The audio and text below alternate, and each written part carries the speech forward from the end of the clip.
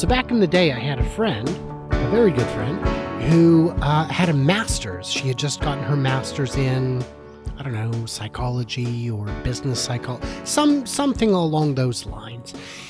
And I made some offhanded joke about thinking about baseball to avoid orgasm. She said, oh, no, don't do that. Don't do that. Don't do that. Because if you do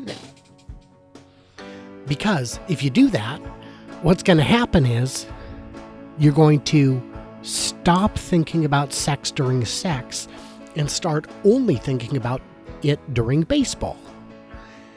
And I thought, well, you know what? If I'm at a baseball game and I start thinking about sex, that's a pretty awesome game. She said, no, it's a real risk. You run the risk of losing pleasure during sex because it's watered down by other things. Now other things start having an ounce of it and sex doesn't have any of it. Well, here's what I've learned. This is 10, 15 years on. Here's what I've learned. I can think about anything during sex to slightly slow it down. And by doing so, I can get so much more enjoyment out of all of those things. I'm watching Trump rant on about Mexicans, and I'm slightly aroused. I don't mind. I'm okay with it. I look at horse races, and I'm like, yeah, you run. You run, you filly. It's awesome. Because I don't have problems enjoying sex.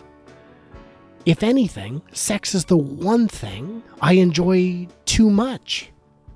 It's the one thing I never get sick of.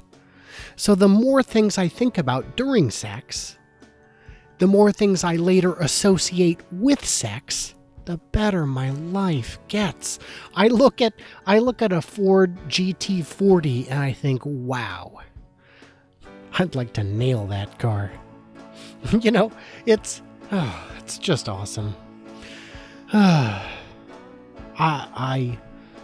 don't know. Maybe it's my age, but maybe it's my experience with thinking about other things, but everything makes me happy as it pertains to thinking about or trying not to think about sex. I mean, that's pretty awesome right there.